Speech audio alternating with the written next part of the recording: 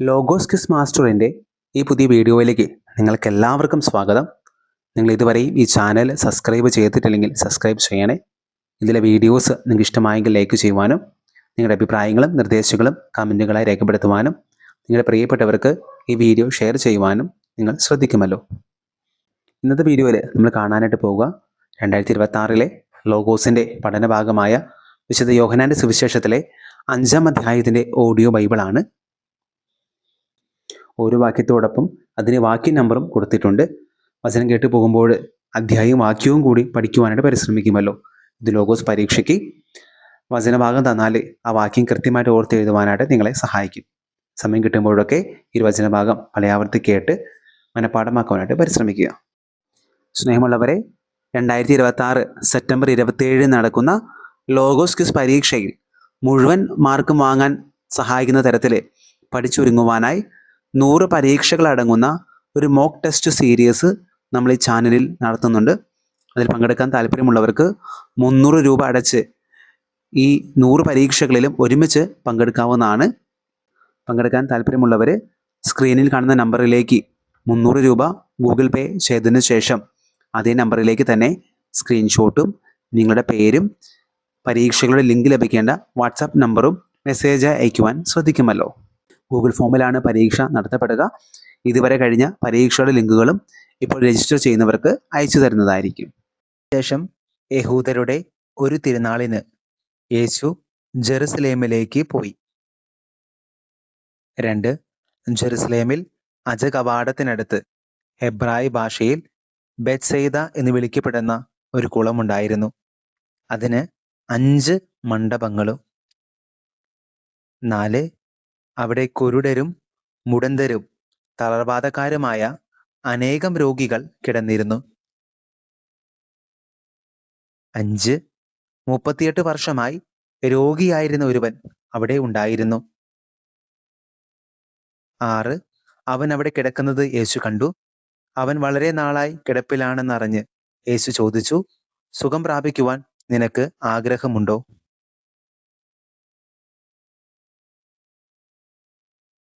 7. അവൻ പറഞ്ഞു, കർത്താവേ, വെള്ളമിളകുമ്പോൾ എന്നെ കുളത്തിലേക്ക് ഇറക്കാൻ ആരുമില്ല. ഞാൻ എത്തുമ്പോഴേക്കും മറ്റൊരുവൻ വെള്ളത്തിൽ ഇറങ്ങിക്കഴിഞ്ഞിരിക്കും. 8. യേശു അവനോട് പറഞ്ഞു, എഴുന്നേറ്റ് കിടക്കയെടുത്ത് നടക്കുക. 9. അവൻ തൽക്ഷണം സുഖം പ്രാപിച്ച് കിടക്കയെടുത്ത് നടന്നു. അന്ന് സാബത്ത് ആയിരുന്നു. 10.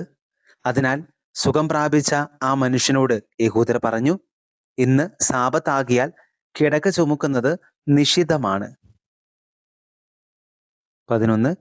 അവൻ മറുപടി പറഞ്ഞു, എന്നെ സുഖപ്പെടുത്തിയവൻ നിന്റെ കിടക്കയെടുത്ത് നടക്കുക എന്ന് എന്നോട് പറഞ്ഞു. 12.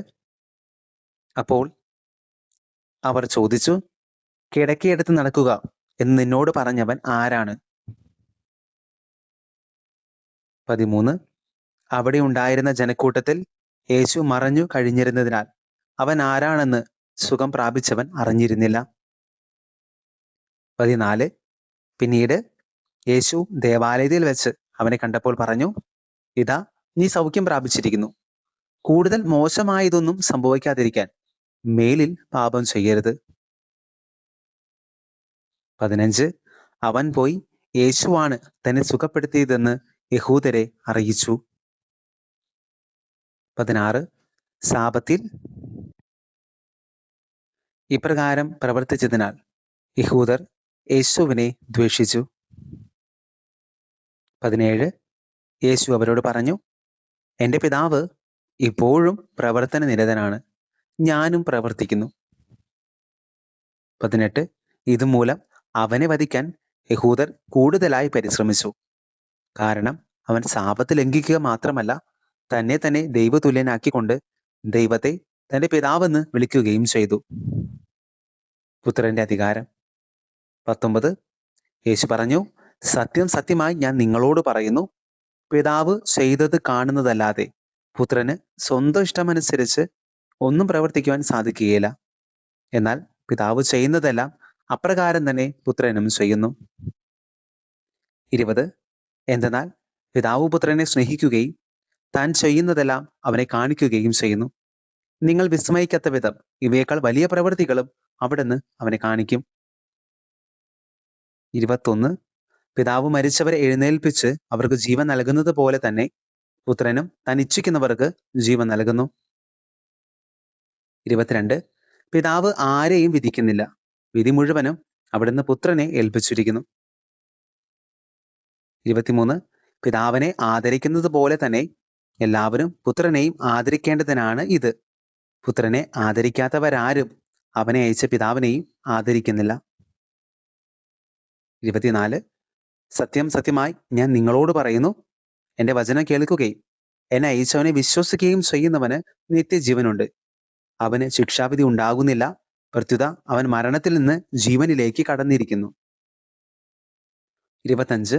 സത്യം സത്യമായി ഞാൻ നിങ്ങളോട് പറയുന്നു, മരിച്ചവർ ദൈവപുത്രന്റെ സ്വരം ശ്രവിക്കുന്ന സമയം വരുന്നു, അല്ല വന്നു കഴിഞ്ഞു. ആ സ്വരം ശ്രവിക്കുന്നവർ ജീവിക്കും. എന്തെന്നാൽ പിതാവ് തന്നിൽ തന്നെ ജീവൻ ഉള്ളതുപോലെ പുത്രനും തന്നിൽ തന്നെ ജീവൻ ഉണ്ടാകുവാൻ അവിടുന്ന് വരം നൽകിയിരിക്കുന്നു. 27. മനുഷ്യപുത്രൻ ആയതുകൊണ്ട് വിധിക്കാനുള്ള അധികാരവും അവന് നൽകിയിരിക്കുന്നു. 28. ഇതിൽ നിങ്ങൾ വിസ്മയിക്കേണ്ട, എന്തെന്നാൽ കല്ലറകളിൽ ഉള്ളവരെല്ലാം അവന്റെ സ്വരം ശ്രവിക്കുന്ന സമയം വരുന്നു. 29. അപ്പോൾ നന്മ ചെയ്തവർ ജീവന്റെ ഉയർപ്പിനായും തിന്മ ചെയ്തവർ ശിക്ഷാവിധിയുടെ ഉയർപ്പിനായും പുറത്തു വരും. യേശുവിന്റെ സാക്ഷ്യം. 30. സ്വമേധയാ ഒന്നും ചെയ്യാൻ എനിക്ക് സാധിക്കുകയില്ല. ഞാൻ ശ്രവിക്കുന്നത് പോലെ തന്നെ ഞാൻ വിധിക്കുന്നു. എൻ്റെ വിധി നീതിപൂർവകമാണ്. കാരണം എൻ്റെ ഇഷ്ടമല്ല, എന്നെ അയച്ചവന്റെ ഇഷ്ടമാണ് ഞാൻ അന്വേഷിക്കുന്നത്. 31. ഞാൻ എന്നെക്കുറിച്ച് തന്നെ സാക്ഷ്യപ്പെടുത്തുന്നുവെങ്കിൽ എൻ്റെ സാക്ഷ്യം സത്യമല്ല. 32. എന്നെക്കുറിച്ച് സാക്ഷി നൽകുന്ന വേറൊരാളുണ്ട്. എന്നെക്കുറിച്ചുള്ള അവന്റെ സാക്ഷ്യം സത്യമാണ് എന്ന് എനിക്കറിയാം. 33. നിങ്ങൾ യോഹന്നാന്റെ അടുത്തേക്ക് ആളയച്ചു, അവൻ സത്യത്തിന് സാക്ഷി നൽകുകയും ചെയ്തു. 34.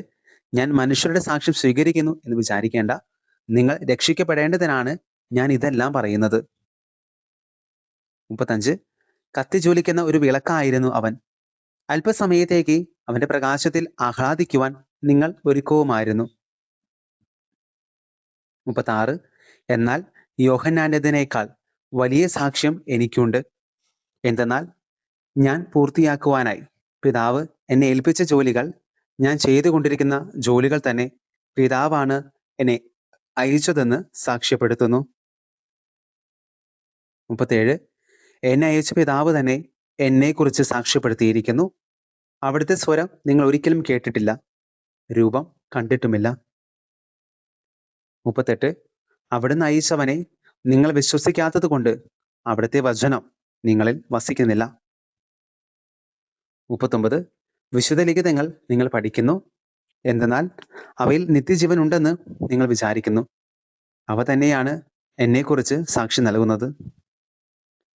40. എന്നിട്ടും നിങ്ങൾക്ക് ജീവൻ ഉണ്ടാകേണ്ടതിന് എൻ്റെ അടുത്തേക്ക് വരാൻ നിങ്ങൾ വിസമ്മതിക്കുന്നു. 41. മനുഷ്യരിൽ നിന്ന് ഞാൻ മഹത്വം സ്വീകരിക്കുന്നില്ല. 42.